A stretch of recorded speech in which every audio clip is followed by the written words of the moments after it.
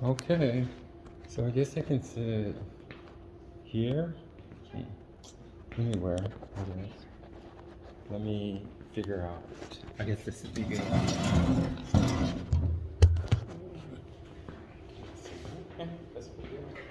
Thank you.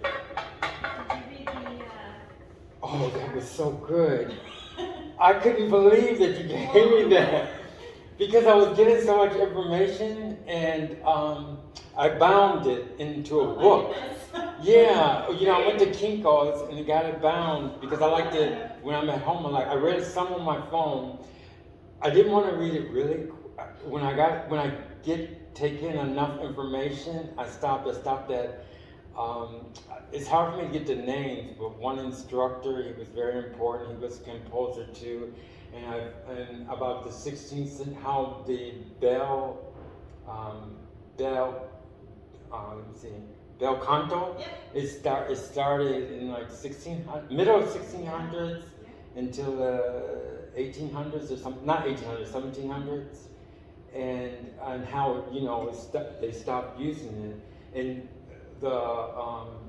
I like that they had so many, because there were so many singers using it, and I'm so happy for that because then they came up with so many tenors, and they had, which I always studied all that kind of music, but I'm not familiar with the names. It's hard for me to get the names, but Bellini or something, like so many different artists that and how the instructors, how they got more information from the students than they got from the instructors, because the instructors wouldn't write, how like journals and things like that. And yes, and then they didn't say too much about breathing because they didn't know that much about breathing. And I just got into that first part, and it's really good. So now I'm going, read it. I'm going to continue to read it. I thought I was going to read it right through, but it was so packed with information that I got to get better with the names though, because I have so many names and stories that I don't link with. I don't link with names. I just read the story, and when I see the name, I usually brush it by and keep going, which is not good because then I can't communicate it with people. Look on YouTube.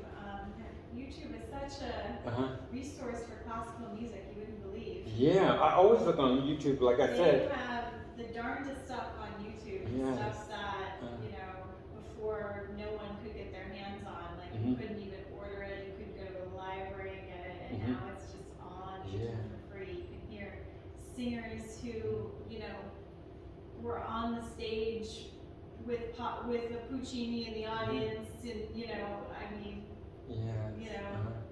it's amazing. I mean, you have to, keep in mind the technology that was available during that recording, but you can hear all these people. Yeah, but I think the tenors really had it hard though. I mean, because I written like on YouTube, I listened to a lot of their stories, and it is hard to to get like a coach.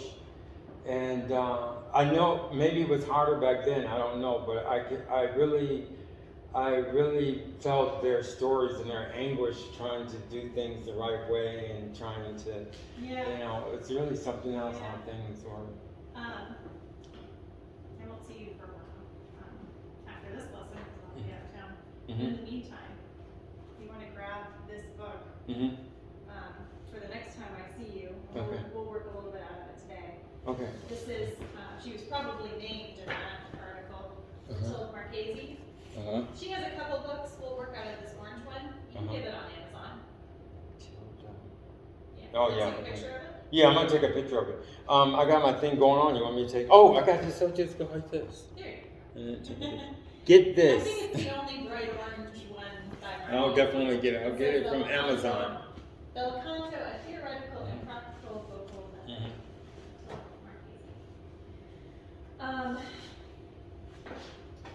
So we started. This book, by the way, it has a lot of descriptions. See, a lot of the beginning. It's just her description, how the voice works and such. But I would definitely get it from Amazon book. I can get it there. Okay. Yeah. Definitely. Yeah. Probably on Prime. But she also has vocal exercises on here. And I really love them because they have an accompaniment. And they're in chronological order, so she builds the voice very, very well, and I use a lot of the exercises here. And if you're ever in the practice room, you're like, where should I begin? You know, you can kind of go chronologically through the voice exercises. So anyway, let's start at the beginning. Okay. And the beginning of singing is the breath. Okay. So tell me did you read about the breath in that article? In the article, well, in the beginning, okay, she was giving a description of, you know, like bel canto. Yeah. And she said she will go into the breath more in the article, but back then they didn't write too much about the breath. Yeah. So I didn't get into that part of the article. We're gonna talk a lot tonight. Okay, it's that's very good. it's very important to understand what is going on. Yes, definitely. And then it's another thing to implement it for sure. But it's so important to understand the big picture of what we're trying to do and why we're trying to do it, and not just because Susanna says so, but there's actual, you know, anatomical reasons for things. And then it's really important to kind of internalize that from now until when I see you next year. Okay. Yeah. 22. Internalize the concepts and things like that, and read more about it, and watch some of the great bel canto singers and see it kind of in practice. Getting this book, which we'll go over it even more, and just kind of really internalizing how this is all going to work. Not to say we won't crack a note today, but what's that? no, I'm not saying we won't crack a note at all. Oh, today, okay, no, but I'm just saying, yes, definitely. So the first part of the breath is setting up the breath, right? So how do you think you should set yourself up for success before you even begin to breathe? Warm-ups, or? We're not even singing yet. Okay. You're just gonna take a breath in order to sing, but in order to get the right breath, you have to do some things before you even breathe. Any idea? Anyone ever talk to you about that? Okay. Do some things. No, I would say, no, I wouldn't say anything that simple. I don't think it would be that. Just like breathe in, breathe out, that's not good. So if you're standing, for instance, like this, you can't get a good posture. Yeah, it's going to be a lot of posture. So you're going to breathe in. So how would you stand in order to get the best breath that you could? So I would just stand erect without slouching or anything. Yeah, you need your torso, especially your back, to be really, really open. You also need your entire body to be very grounded. Because if you're like this, how are you going to get a good breath? And I'm exaggerating it, but even just standing on one foot, I wouldn't get as good of a breath as if I was really grounded on 2 feet. Because this is involved in your torso closes to stabilize yourself so you don't get a good breath. So you want to have one foot in front of the other.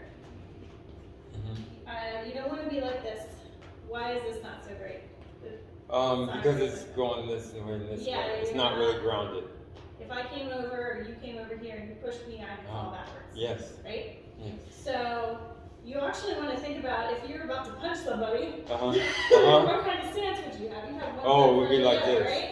Because you don't want to be really grounded, right? So it doesn't have to be this dramatic. I'm not worried about that much.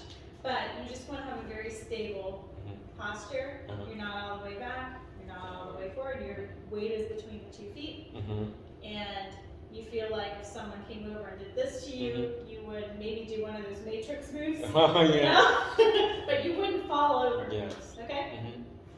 So that's the first thing. Once you're stable, and that goes without saying too, sitting isn't the best posture. Sitting and singing is kind of hard actually. Sitting is not the best posture, unless we're doing it for another reason. But in general, you should be standing. Like I might teach a lesson like this, but if I was practicing, I would be up here. That make sense? Yes. Yes. Why? Because we slouch and all this stuff and we're sitting. We're just not the best. What about the shoulders? The shoulders should be straight out like that. So when we breathe in to where? When we breathe in, we breathe into our chest. We breathe into the lungs. To the lungs. Right? That's your question. Yeah. Everyone complicates this. We breathe into our lungs. Where are the lungs? The lungs are here. I think there's like a little bit of lung that sticks out into the chest here at the top of the lung. But we're like the back. The back. Yeah. Your rib cage is mostly, especially this lower rib cage, is mostly there just to protect your lungs. And your lower lungs are in your back. Okay? Yeah. So even if there's a sliver that does connect here into your trachea and stuff, I'm not even worried about that because that's high. As far as you and I are concerned, all the lungs are in the back. All the lungs that we singers are concerned with are in the back. Okay. So think about how your shoulders would impact how much air you can get into your back. Think about it. What orientation of your shoulders gives you the most ability to fill your lungs? So when I feel it more when I put them up a little bit, like this, I feel like contract like this, but I feel more like this comfortable.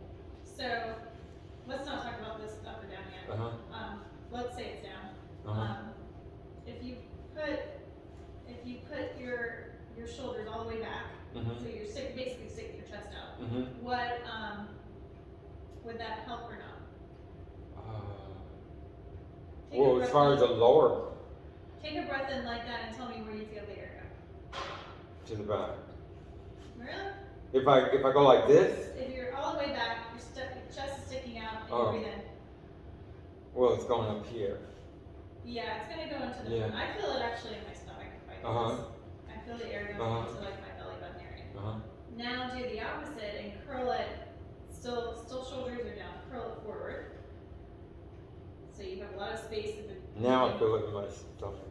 Yeah, a lot of space in between your shoulder blades. And now take the breath in. Don't let it come up. It's not up or down. It's down. Around like the diaphragm or whatever? Yeah. Yeah. This should be helping you get it into the back. Because you've opened your back. The reason why it might not be going there right now is multifold. But it should be helping you get it into the back. Into the back. Because if I do this, so here's my back, right? If I do this, I close my back off, right? Yes. Right? It's all contracted. You have space in between the ribs here, right? And that space is closed off. I can feel that it's closed off. It's just an anatomical fact. But if I do this, I have all this space now in my back. I feel there's space now between my ribs. So if you can't feel the breath, at least try to feel in between your ribs, these lower ribs, and see which gives you the most space in between them.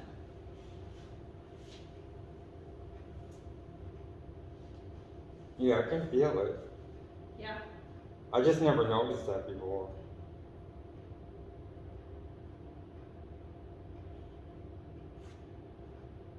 Yeah, good. I never even noticed it. That's okay. So the shoulders being, if you had to pick an extreme, all the way back or all the way forward is better. Of course, we don't want to sing like this, but sometimes I might actually have you hunch over in order to get something with the breath going. But in general, we need to figure out how to do all this with our shoulders centered, but with our back out. So it's not like this. It's not like that. It's not like this. It's like this. It's like this. If you were a dancer, it's actually dancer's posture. So dancer shouldn't be back there. It's like a bit stacked over your hips. Yeah. But it's also not hunched either. Okay. Make sense? Yeah, I see what you mean. Yes. If you see, I don't condone this necessarily, but you see people in choir singing like this ever? Yeah, I've seen that before. That is actually to get the shoulders in the right spot. So if you do this and you pull,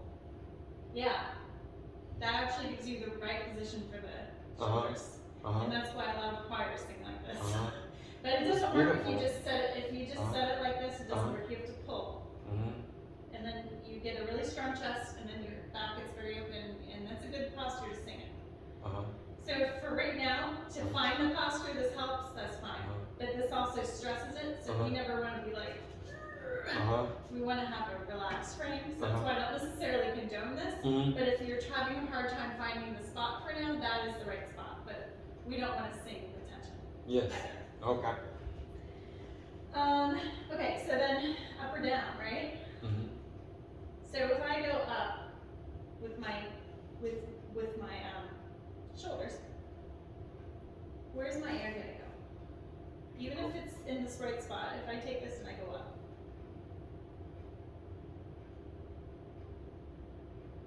It kind of goes, I'm not sure, maybe in the back. I'm not even familiar with the back. I just recently, My understood that. chest.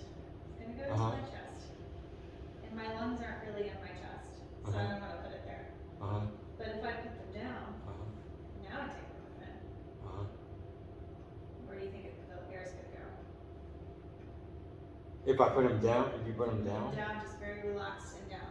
Well, if you put them down, well, it's supposed to the back like you wanted it to do. It goes into the lower ribs, yeah. Lower ribs, okay, yes. So we want the air low. Okay. We don't want it high. This is gonna get me higher. It might be in the back. It's gonna be high in the back, or at least it's gonna be higher than it would have been if my shoulders were here. Because this is pulling my whole back up. It's pulling my whole body up. If you came over and pushed me, I'd fall over even with my good stance. I'm not grounded. Right? Yeah, right. Make sense? Yes. So we want a little bit forward, not hunched, but just a little bit forward.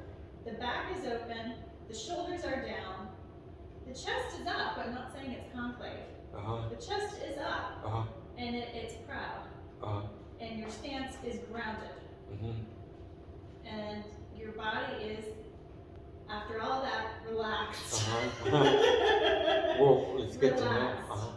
So you have all this stuff, and you're really secure in your stance, but you're also not tense. So you should be flexible. Your torso should feel flexible. Make sure your hips are straight, so you're not. We ladies, we like to stand like this. Terrible for singing. Straight ahead. And we talked about the weight being between feet. And the pelvis. So you don't want to be your butt sticking out. And you don't want to be like this. You want to be right like this. It's actually, again, it's a singer's posture where your pelvis is not tilted in any particular direction. It's just a very straight pelvis. And your weight will tell you a lot of it about that. So it's hard to have a crooked pelvis and not be right between your feet. So if you really pay attention to the weight between your feet, when you get the weight right, your pelvis should kind of tuck. That makes sense? Why would I care about how the pelvis is? Well, because your diaphragm is there, right? Yeah. Where's the diaphragm? The diaphragm, I guess it would be like right here, right? What does the diaphragm look like? It looks like, I would say an accordion, not an accordion. Accordion? Something like, it's like flat. It is flat. Yeah. Is it flat this way or flat this way? It's flat this way. It goes like, flat right here. what do you call it? Like a speaker. Kind of like a speaker. I like that. What do you make the speakers from? So let's say this is a neutral diaphragm. Well, let's go back. Where is it located? Like if your lungs are here. I guess it would be right under the lung, right under the lungs. Yeah. I would think. Yeah. They basically coat underneath the lungs. So if you're breathing in, which way does it bend? Well, when you're breathing in, it goes up. No. No, it goes down. Because when you breathe in, your lungs need room to expand, so it makes that room. Oh, okay. It carves that room out of your pelvic floor. Oh, okay. It pushes things down so your lungs can do their thing. And then when you breathe out, what happens to it? So it must go up. It goes up. So here's the breath in. Here's the breath out. You ever have a really bad cough and your abs start to hurt? You ever get like a bronchitis? I mean, I'm sure I've been in my whole life. Cough down here. I'm sure we laugh. When I'm laughing there, me and my friend told a joke and it was so funny that it hurt my stomach. Yeah, well, when you cough, that's what coughs. So it's not your abs that are coughing, it's not your abs that are sore from coughing. It's actually your diaphragm. So the cough goes really fast. Really fast. Right? It's what the diaphragm is there for, because your lungs are a vacuum, right? So your lungs, they have very low pressure in them, air pressure, and so the low air pressure sucks air from outside of it into the lungs. But that will only happen if they're able to open, and you need something then to push it out of the vacuum, and that's what the diaphragm does. It allows the space for the lungs to expand, and then it pushes air out at any varying speed, slowly, or with a cough it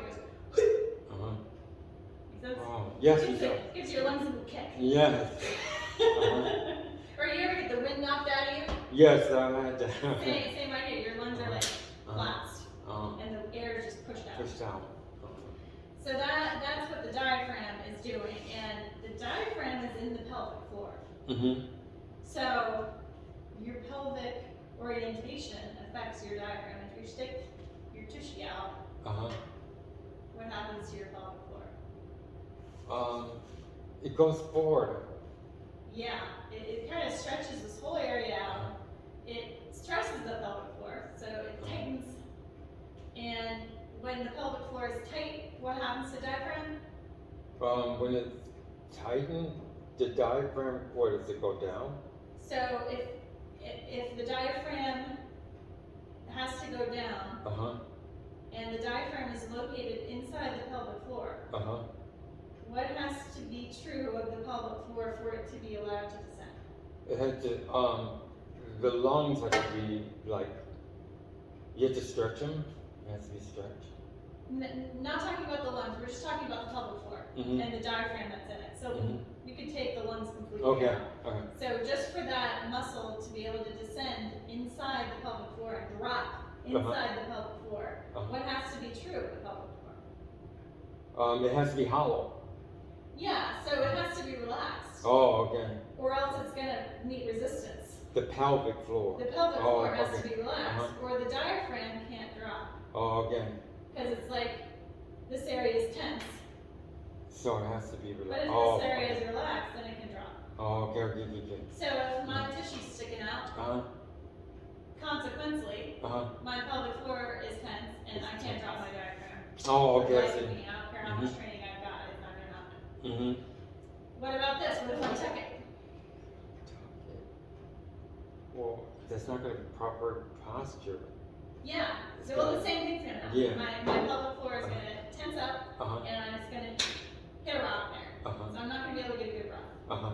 Yes. So, but if it's neutral, and if my weight's all good, then my pelvic floor can relax. A lot of people never actually have learned to control their pelvic floor this way. We singers, we have to learn to do this because you can't control the diaphragm.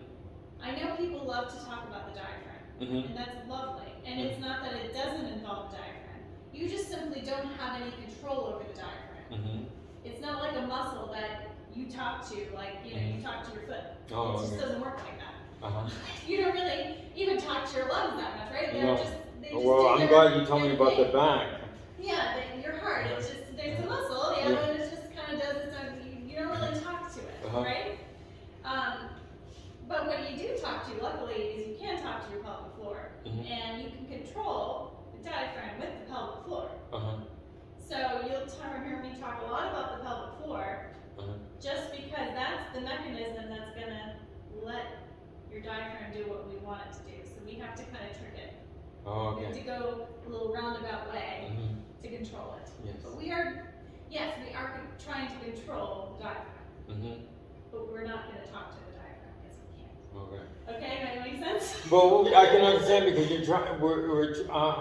It's helping me to understand more about the diaphragm instead of just putting it out of my mind totally. I mean, it is like a mechanism. It's there. It is whereas mostly involved in the expulsion of air. Yes. And it is something that we have to worry about a lot, but it is not anything that we can directly talk to. Yes, I see what you mean. So we have to think about the pelvic floor, but in no other time in your life, I don't think, are you ever going to be like, gee, I need to relax my pelvic floor right at this very moment. You know? So a lot of people, it can take years to really get to the point where you actually feel your pelvic floor release. Because most of life is about tensing.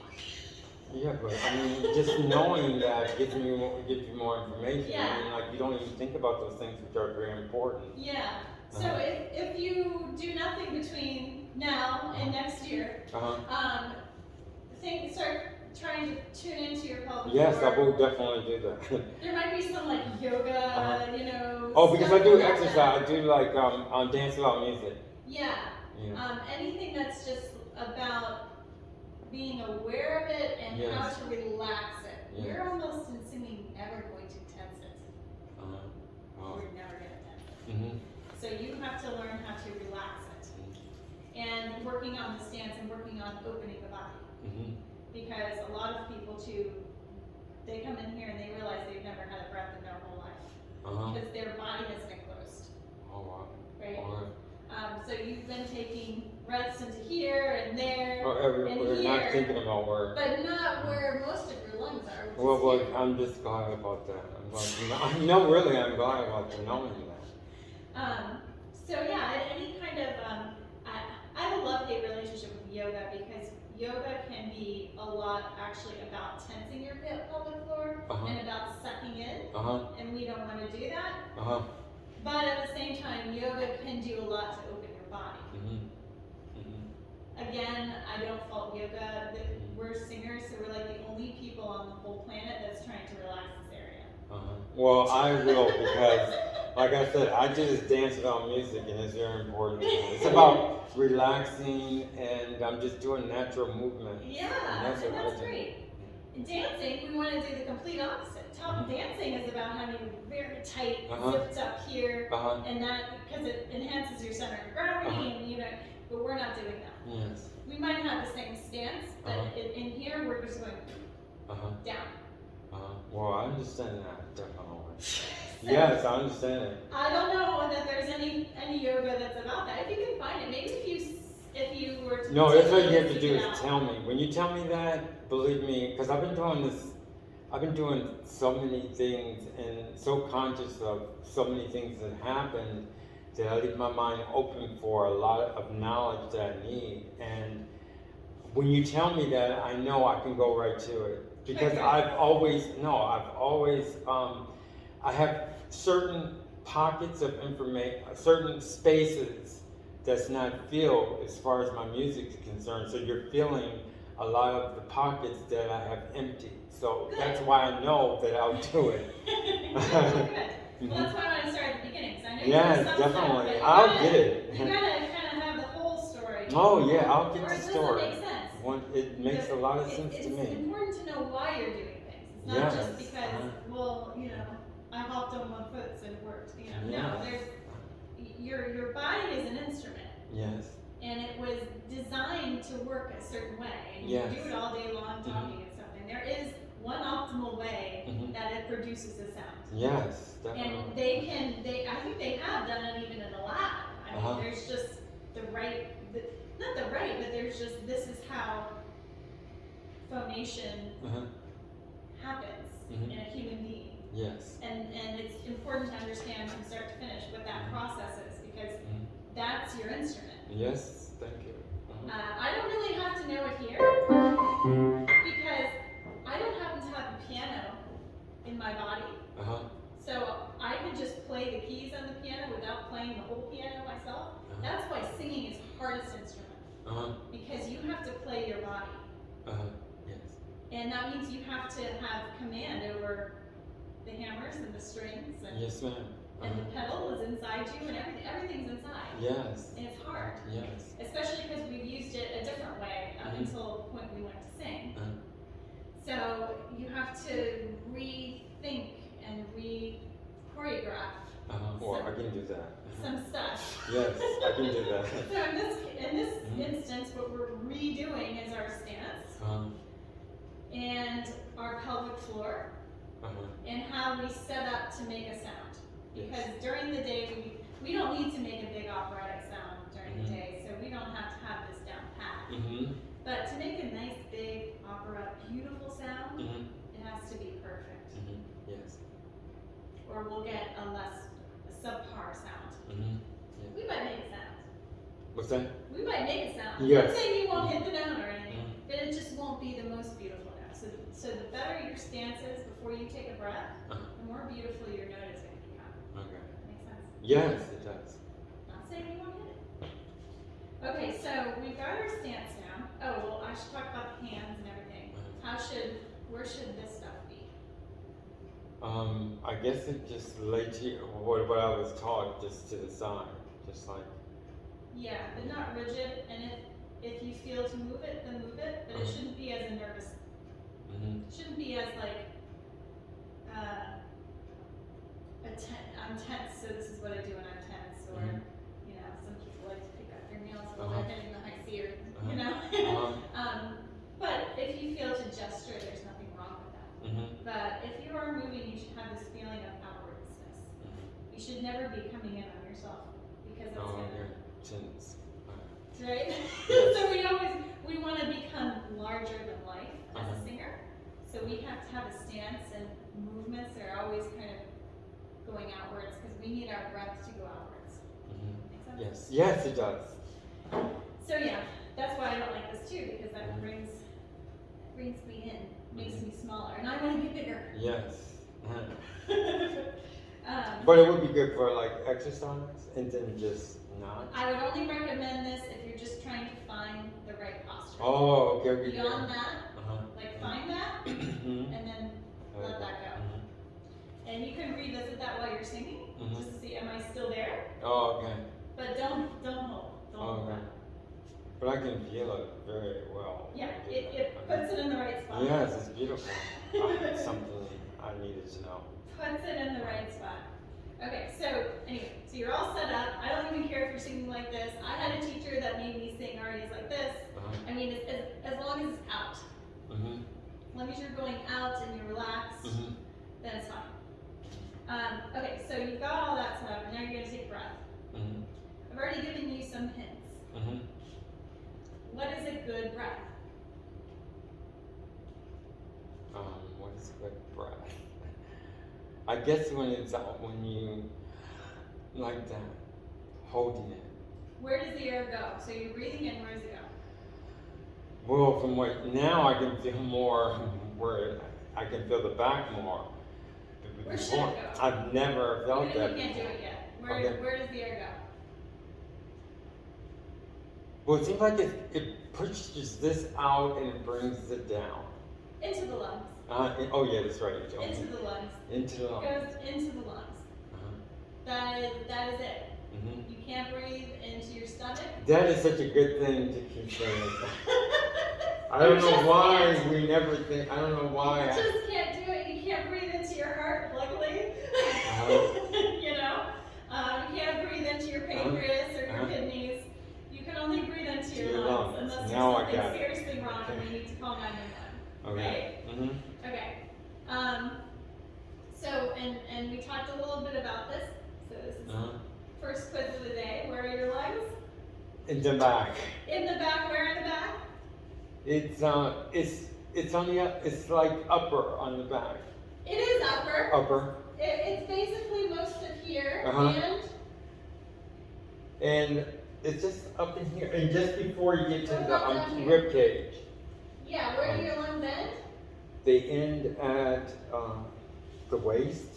They end at the bottom of your rib cage. You don't have lungs beyond your rib cage. Oh, okay. The back of this big rib cage here, it's not attached to the front. So it's not protecting anything here. Oh, okay. That rib cage is only there to protect the lungs. Okay. I think maybe there's a kidney there, but it's mostly for the lungs. Why? Why is that important to have this skeleton here to protect my lungs?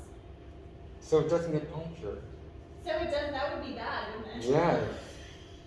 Yeah. And what if you were just lounging around and you're breathing and then you just like lean back? What would happen if you didn't have a rib cage? If you didn't have a rib cage? Oh, it would just move it. Yeah, you just like be constantly afraid of someone touching you. That's interesting. So it stabilizes it. Yeah, you'd have the wind knocked out of you 10 million times a day, right? Yes, I mean, I see what you mean, yes. Yeah. Wouldn't be good. Yes. Would not be good. So luckily we were made perfectly, really.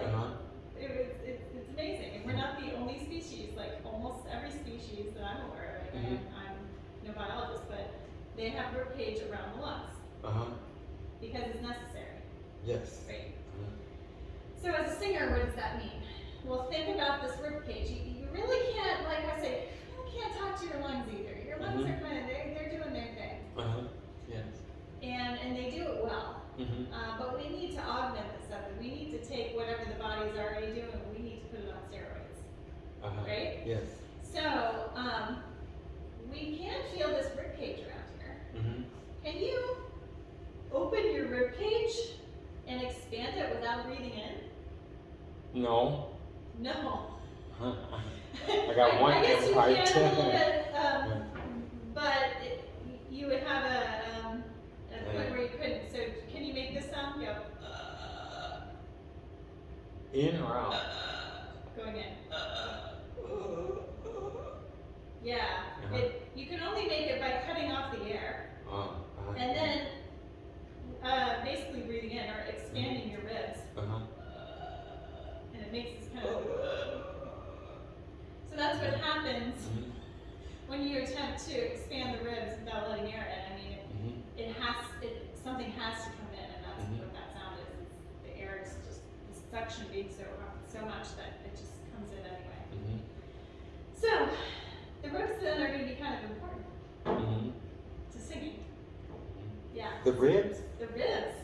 Oh, okay. Because we can't really talk to the lungs either. No, okay. So the ribs are going to be like the pelvis. Yeah. The pelvic. You're going to sing with your pelvic floor.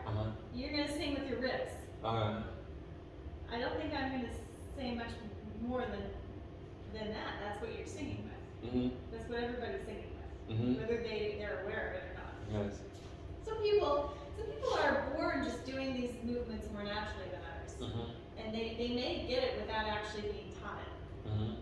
They just tapped into it, just like some people are made one way. Some, they just have a proclivity for it. It's something you can't learn from.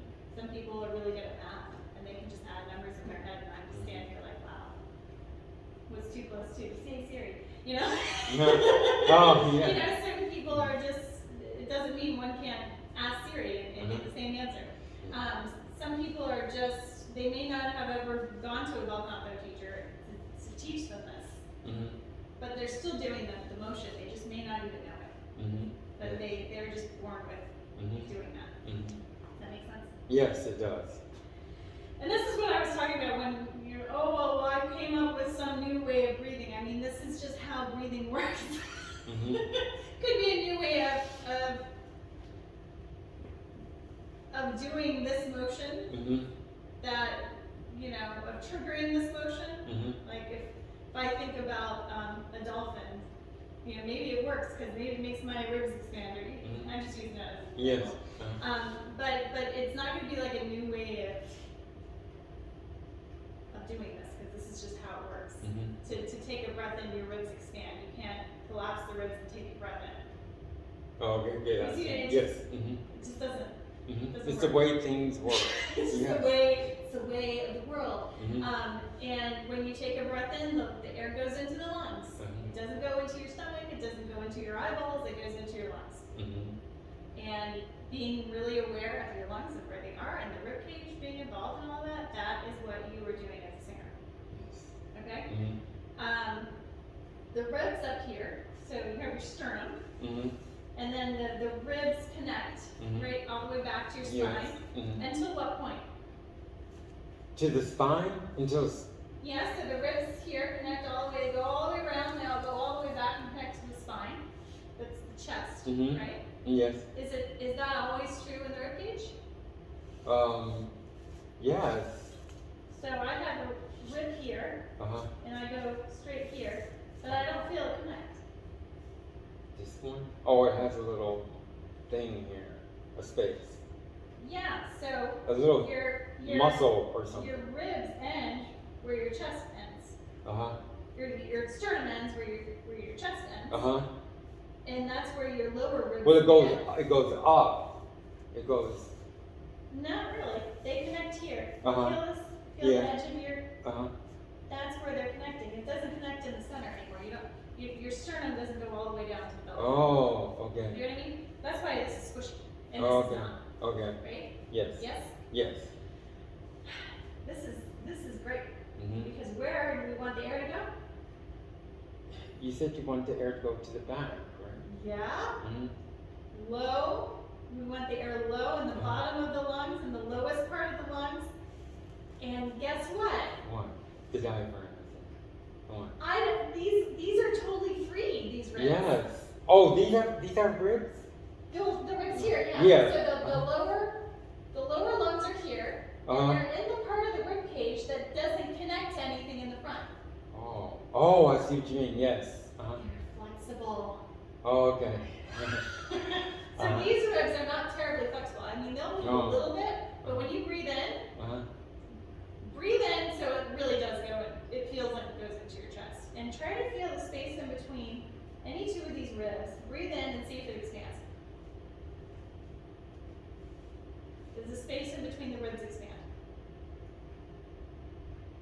No. No, it goes up, right? Feel it kind of go up, but it doesn't expand. So this part, this sternum area, if you put too much air in the top part of your lungs, so the lungs are still really back here, they're in the top of your back, between your shoulder blades.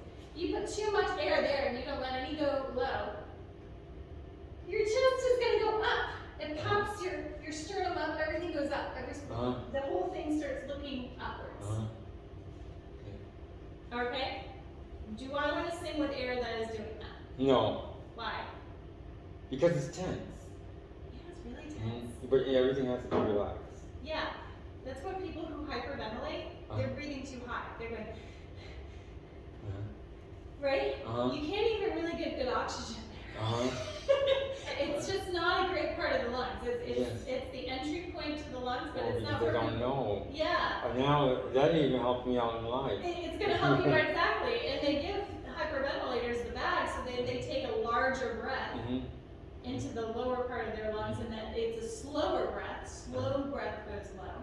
Oh, yeah. Quick breath goes up. Okay? And you can't make a lot of room for breath either because these don't move. So you can't I'm going to take this really great big breath into my chest. You can't because there's cement around it. Right? Yes. Down here, those can really, this is what belly dancers do. I mean, they're popping those ribs all the way around. You have these ribs here, and when you breathe in, try to breathe in as low as you can. Feel the space around them expand. You feel the space? I can feel it move. Yeah. Yes, I can feel And something. even if you can't get on the breath, if you just go like this so that they're really close, feel the space in between. It's probably next to none. And now stretch the other way. Feel the space in between. You feel it? I never noticed that. Oh, wow. It's like a whole inch of space you got from closed to open. And you have a bunch of those ribs, so that's like times a million, right? You have a lot of room to move. Luckily, or we'd be like this. You wouldn't be able to, you wouldn't be bendy. Right? Yes, that's good. Even bending over would be a little hard. Right? if you didn't have the yeah. yeah, there's something else that Yeah. So you have the most lung capacity in your lower lungs, in the lungs that are governed by this no sternum rib cage. Those are the flexible ribs. Yes. Yes? Oh yes. This is why we want a low breath. It's not like, well, everybody says take a low breath, so I'll just take a low breath. Just, this is why. Yes, that's beautiful. There's an anatomical reason why. And it's very beautiful. Yeah. And you also, your lungs do the most amount of expanding and contracting in the bottom too. So the upper lungs, when you breathe in, they do a little bit. But the lower lungs are really going like that. They're pumping in and out. And that's what the diaphragm is doing. Pushing it in. That's the exhale. Or the cough. And then allowing them to. So you have your ribs and your pelvic floor or diaphragm that have to both be working together to create the best breath. Yes? Yes. Am I overwhelming? No, this is great. Believe me, I will not get overwhelmed with this. You know, it's a lot of information. So that is what you're after, and that's why the stance is important, how your body is oriented is important. If I do this, well, I just cut off my right lung. So I can breathe in. I can really get a really good breath into my left lung. But what about my right lung? Right. So the stance is important, and how we breathe is important. Whether the breath is going high, is it going low? Do I feel it in my chest? Do I feel it in my belly button? You certainly don't have any capacity to breathe into your belly button. Why would air feel like it was going into your belly button? Because it's the muscle. Because the muscle makes you think that it's contracting, but it's not. Yes and no. What would make your lungs, your lower lungs, actually expand? So a belly breath is not the worst breath, actually. It's better than the hyperventilating breath. It's not the worst breath. A lot of singers use that. They're pop singers, so they can't make a high C fly.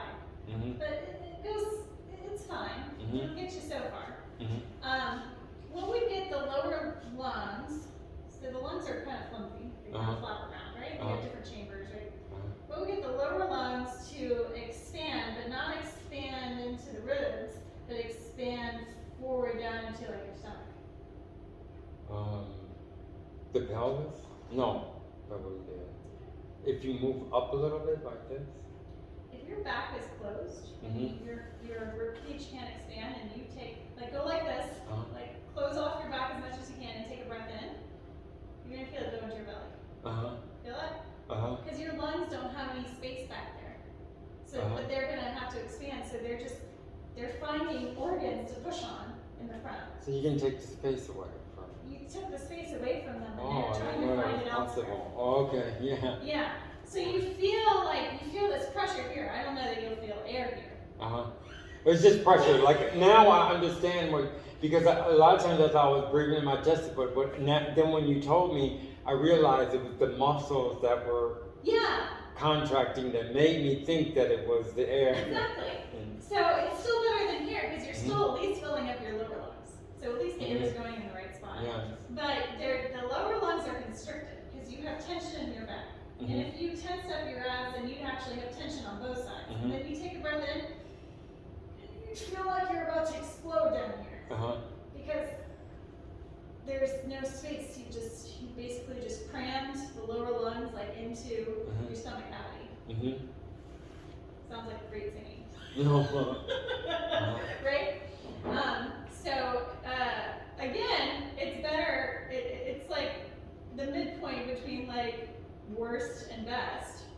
It's in the lower lungs. It's not going to be the biggest breath you can get because there is more space in your back than there is in your stomach. Your stomach's pretty small, right? So and the lungs are not meant to expand in that direction.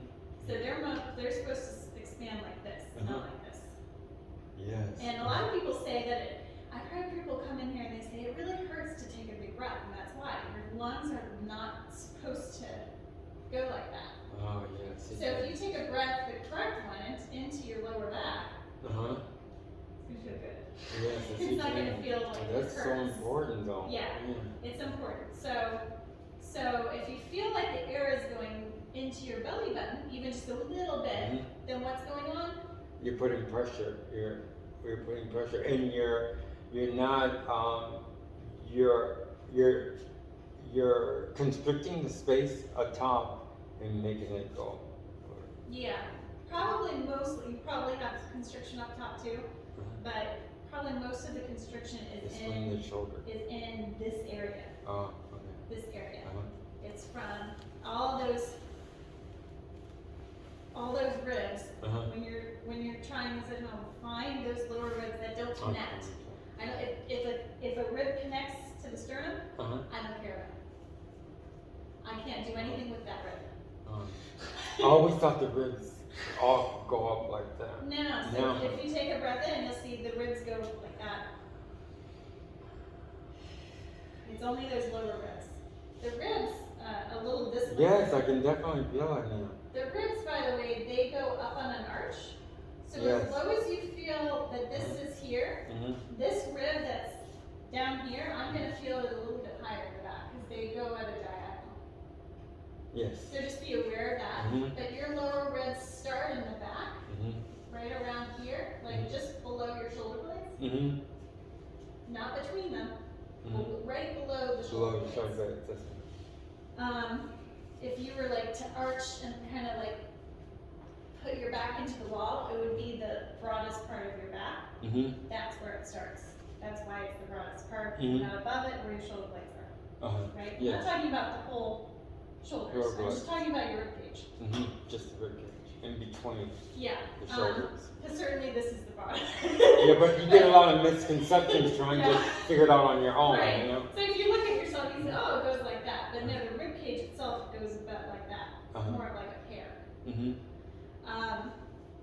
And then in the front, though, it's a bit lower. It's here. That's where it starts. So you're kind of thinking like this direction.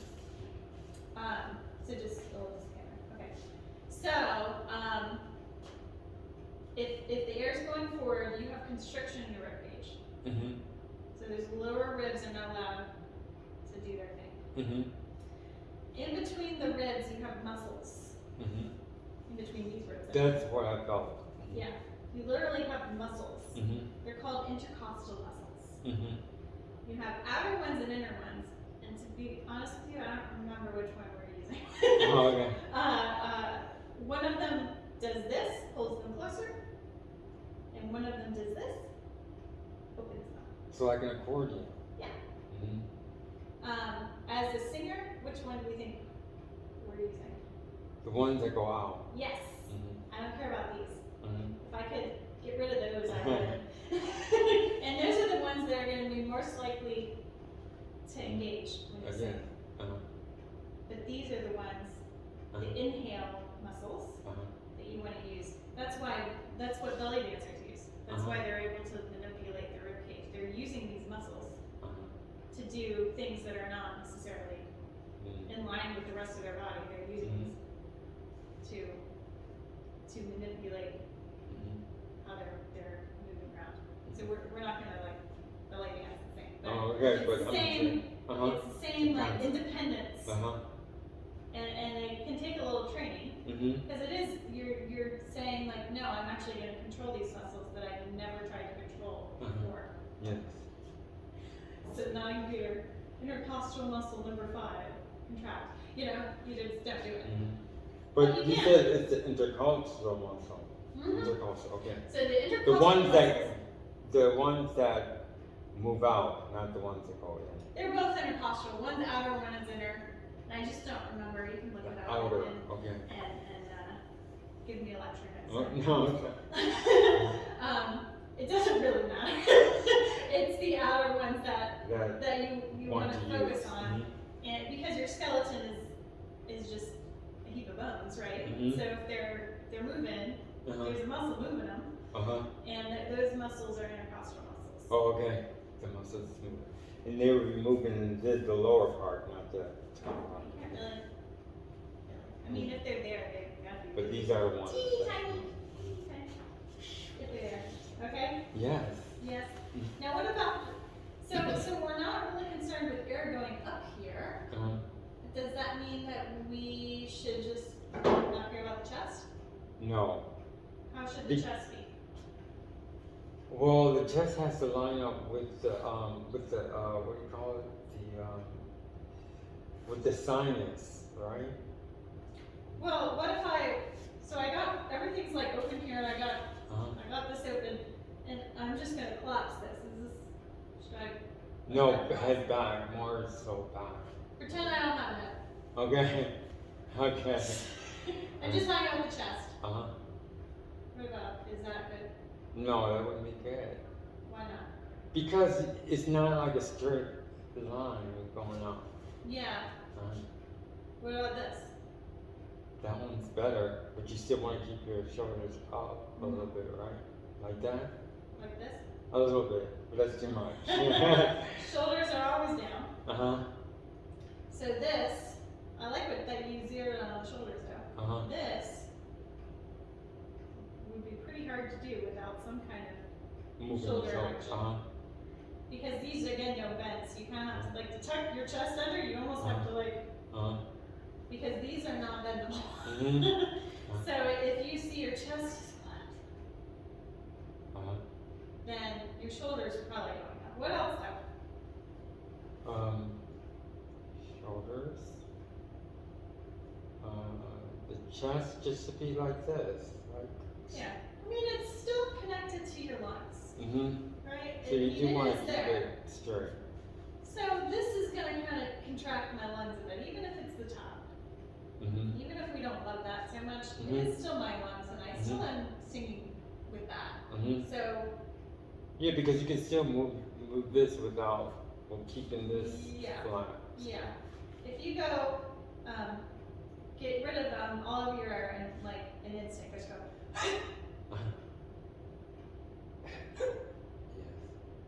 Is your chest involved in that? Yes, it is. Yeah. As singers, do we want to do? Well, we want to move it all the time, right? We want to make it feel. We want it to be. Do we want to get rid of air, or do we want to keep air? Well, we want to keep it there. We want to keep the air. Yes. So this is a lot involved with keeping the air inside. So instead of thinking this is all one, we have to like we have to get to know that they're separate parts. Because most of the time when you were talking, when you said shoulders, I thought your shoulders you just have to push everything in. Now I can feel that they're two separate things, so where I can move my shoulders a little bit without moving this. Yeah. But without you telling me, I would move everything. And why would you think about it? You know. It's But now I can see that it's separate. They're separate. So many other things. And if we're trying to get, again, this is nothing you would need to do at any other time in life. But if you're a singer, and you're trying to get the most air into the bottom of the lungs. This is actually involved in that.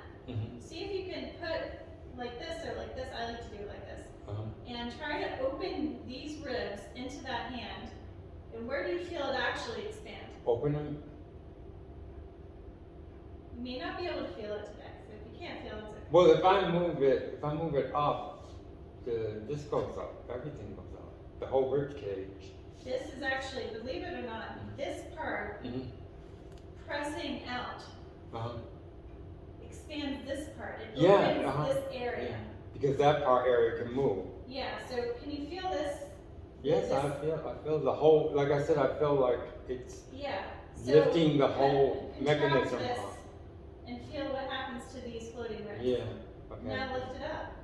Feel what happens to those floating ribs. Yeah, but that's something you can use, right? Okay. Use that to sing. Yeah. So it's bizarre because we're not like, why does this matter? But it does because this sternum is pulling on this area and pulling the whole thing open. So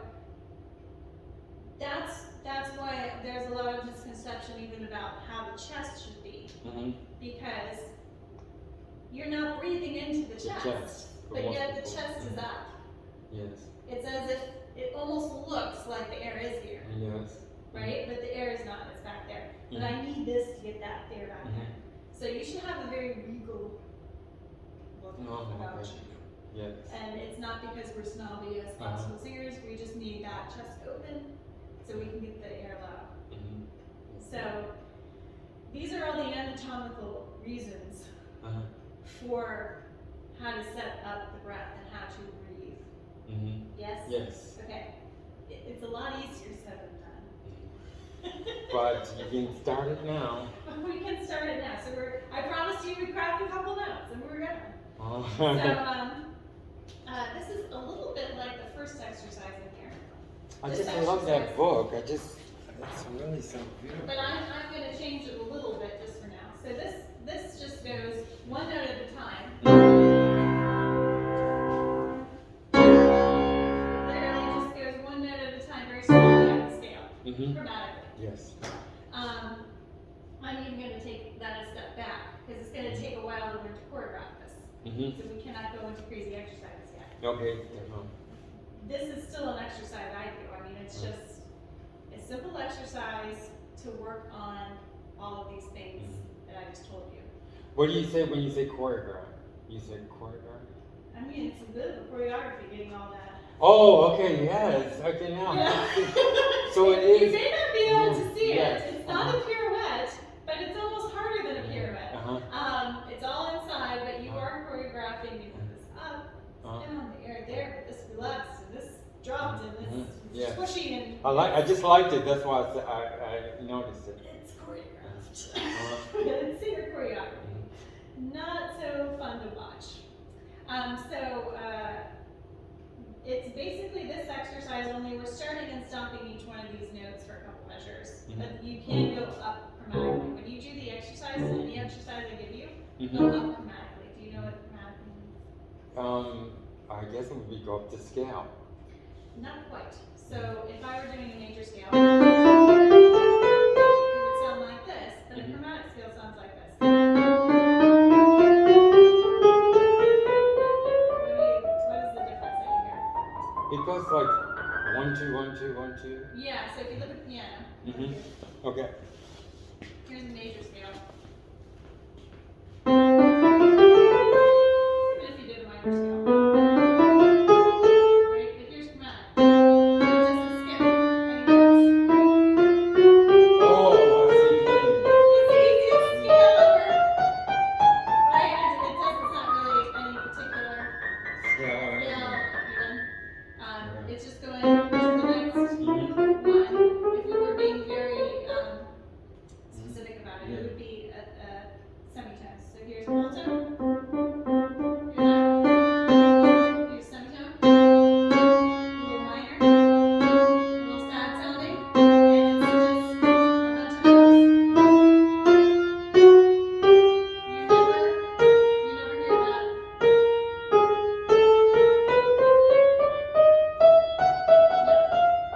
You never hear the happiness come. Okay. Does that make sense? Yes. Okay, so you're at the piano, you can pick any note. Don't skip any notes. Any white ones, don't skip any black ones. Okay. All chronologically. So it's all half, just half. Yeah, exactly. Okay. Okay, so without even knowing any, do you know any piano? Do I know any what? Yeah. I know how to just So hammer it. wherever you go, even if it's on your phone, you're gonna find C4. And that's the one in the That's middle the of the middle. piano. See, I know. If you I've have- taken a lot of piano classes. If you have the brand here, Yeah, I it's know the always middle the C. one Definitely the at middle C. the beginning, not the end, the beginning of the brand. And this is high C for men. Or no, maybe, depends on the piano. Yeah, tenor can go. Okay. We're gonna do middle C, and it's usually about in the middle-ish. Okay. It's the octave, the bottom of the octave in the middle of the piano. And we're not even gonna switch notes yet. We're just gonna do this now. And this one goes chromatically. Oh, okay. So All that's these are chromatic. chromatic. Okay. Okay. So hold it, half, Mhm. a dotted half. Exactly. Okay. Go back where I can see you. Okay. You're over here. I can't see you. So. Okay. Okay. I can't see you and hit Okay. So this exercise is an onset exercise. It is a exercise that practices starting notes. Okay. And that's what I will call an onset. Ending notes is an offset. Okay. Holding a note is a suspension. Yes? Okay. So you have the start, the suspension of the note, getting off the note. Okay. This works on preparing for the note, right? And starting the note. And Preparing so and it's starting. just this one note, and we'll do ah. We're gonna go ah.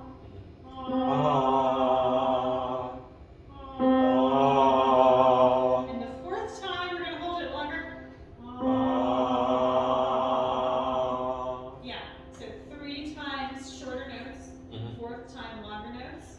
There's no rush to get this exercise. A lot of people go, and no. Take your time. There's no rush. Okay. It's all about how can I start this note in a calm way. Okay? So let me see the stance. Okay. Good. Oh, I got this now. Good. I see some tension here. All right. Yes. Relax. Good. Ah.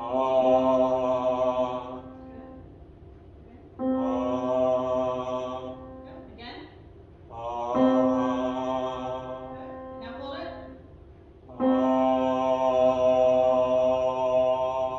Good. Now take your hands. Find those ropes that we like. Those floating ropes. Don't find them on the side. Oh, People go yeah, to the it's the side. easy ones. I know. Find them in the back. However Yes. it is, you need to find them in the back. Even if it's just with a couple fingers or a fist or whatever. Okay. Find them in the back. I actually want you right now, just for right now, I want you to hunch over a little bit. Until you feel those really expanded. You feel them really like stretching out. You should feel it stretch. We need to stretch out your ribs. Over time. We have to increase the capacity between your ribs. Okay? And that's, I see what you mean. Okay. yeah. So we're actually using the muscles of what you were talking about. Yes, we're actually going to use Now, if you feel it stretching out, that's good. Don't back away from it because it's stretching. It shouldn't hurt. It should feel like a good stretch. Like a nice good stretch. Probably tomorrow. Yeah. And if you don't have a lot of capacity, breath capacity right now, I'm not worried about it. Because we're going to stretch it out. Okay. We're going to get breath capacity. Okay. But you're not going to get it by using the old way of breathing. Yes. See what I mean? Because then it's never going to stretch out. Yes. Okay. So bend over, still one foot in front of the other, still grounded, all that stuff. And we're going to do the same exercise. I want you to be really mindful. Make sure you're can you feel the break? Yes, I can feel it. No, not right. All the way up. Oh, you mean all the way up? All the way back. Okay. Biggest part of your ribs, all the way back there. I want the air going in the back, not through your sides, right? Breathe into that spot. I don't want any air going any place other than The where back. your hands are in the back. And when you start the sound, your ribs need to expand outwards to start the sound.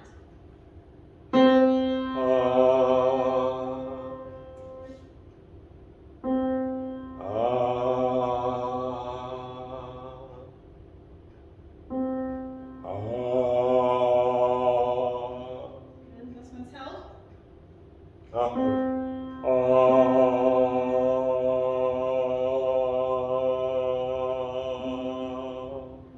What do you feel?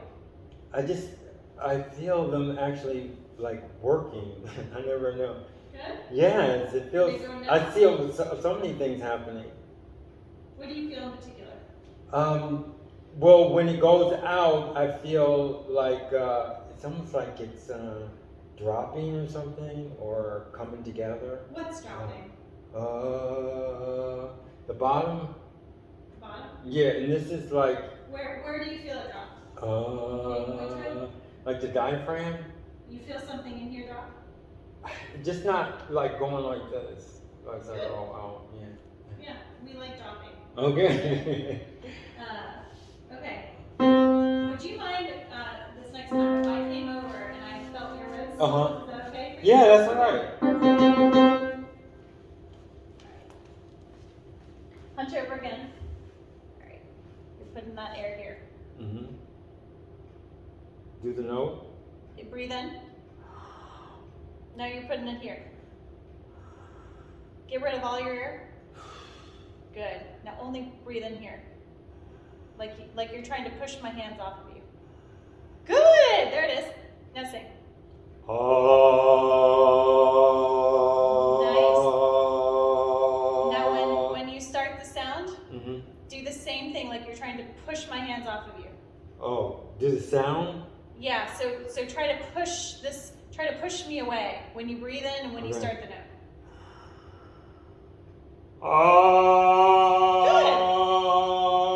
Good. That was the right motion. Okay. Yeah, so put a hand right here. Oh, okay. Put it right here. Okay. So here's no air. Here's my breath. You feel how it pushes into your hand? Yes. Yeah. So breath in. Now I'm going to start the note. Feel like it pushes in? Pushes in or out? Or it pushes in on your hand, but out for me. Feel that? Yes. That's what you want. Oh, okay. That's what you're going for. Boy, that's a lot. Okay, that's good. But you have the motion right. And yes. Well, you told me. I'm definitely, one thing I do is I listen and I understand. If I don't understand, I definitely tell you. Okay, good. And now I got the video too, so I can't get it wrong. Yeah. So that is the right motion. When I said breathe into my hand or push my hand, it was like did you this. feel a difference? Yes. What was I that? feel. Well, more for you when you're recording than for me. What's it? More for you. Okay, so By yourself. when I was pushing out, when you told me exactly where, I breathed exactly. I utilized that part of the lungs. Yeah. Yeah. And what did it feel like? And it felt like it just felt like it was like pressing or something. Like Good. Did I you feel wanted. it stretch? Yes, definitely that. Good. So it felt like a stretch in the back. Yeah, because you're right. If it couldn't stretch, it would not be a good feeling. Now I see what you mean, because it gave me like, I don't know why, but I always think about because I had a friend who had an accordion. Yeah. When adults, This and is it's your accordion. always, and that's what I was thinking about when you said it, you know. You're gonna literally. But that's what you mean. Like So I actually felt it working. Good. That's right. Where did you feel the air go? Well, when I breathed in. Yeah. When I breathed in, where I had the pressure, that's where I wanted it to go, and that's where I put the air. Did you feel it in the belly button anymore? I didn't feel that. No. Okay, that's good. So that is correct. So that meant that the rib cage was open enough that the lungs weren't having to go forward. Yes. See what I mean? Yes. So it's that stretching that was allowing the lungs to fill up more in the back. Yes. Okay. I see. Now I see how important that is. And the more you can get that stretched out, the better. You're not going to get it stretched out by doing yoga. I mean, you're going to do it by breathing deeper. Well, I'm going to do it by understanding what you tell me. You're going to do it by breathing deeper into that place. Yes. And the deeper you're breathing, the more it's going into that place. Yes. And you should be able to see it. Yeah, I can definitely see that. And over time, it's going to get stronger. Okay. And you're going to be able to hold phrases longer. That's why you can train the breath. Like, from even if I'm out of shape, but I'm still using the same mechanism, I'm not going to hold it as long because my intercostal muscles are going to be stiffer than if I was in shape. Yes. Okay? And any great singer that I've ever gone to see, like I was like a couple feet from Plaza Domingo once, and you could see it was like the accordion was in his. I mean, it was moving like huge amount, huge. Like I wasn't just right that So was he was brief. It's just- playing, like, He's playing on himself. his instrument. Yeah. Yeah, but it was all in the back. Oh, That's that's nothing something new in the else. front. Uh-huh. Nothing moved in the front. So that's an onset exercise, Mhm. and that's what I'd like you to work on. Okay. So after you do that, there's no, you can do middle C for like weeks if you want, I don't care. But, if you feel like that's going well, then move up the semitone. It's going to be harder the higher you go. Mm-hmm. But what I'm going to do is start at middle C and try and go up, or just how far do I go up? I don't think this exercise is not about how high you can go. Yeah, yeah, I know that, but what I mean, Just until you really feel feel like you're beating comfortable. a dead cow, Huh? Until you feel like you're beating a dead cow. Oh, okay, I see what you mean. Yeah. Until it's like, okay, I got it. I got this. But this isn't about how high. Yeah, This is about definitely. rehearsing that choreography Yes. and stretching out the lungs. Mhm. And it sounds so simple, Mm-hmm. but it's not. Mm-hmm. And this is the foundation of every note you're ever gonna hit, even the crazy ones. So this better be really solid. So we have like the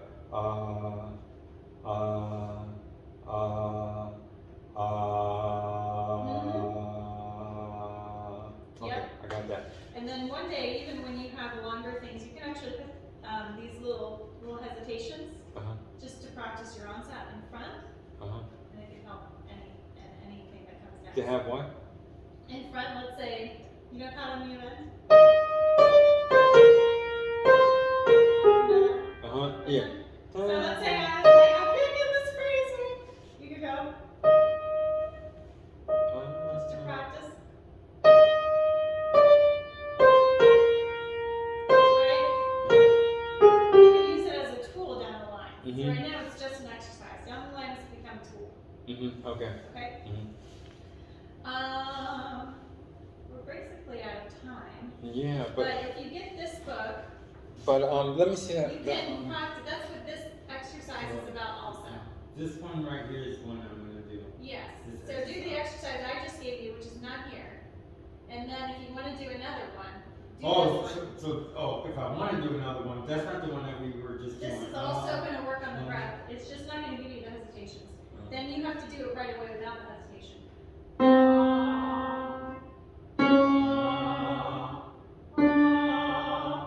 It's slower, but you see what I mean? Okay. But only progress to this if you really feel like you're getting the onset exercise. Well, I'm gonna do the onset. I can do the onset without piano, right? Okay.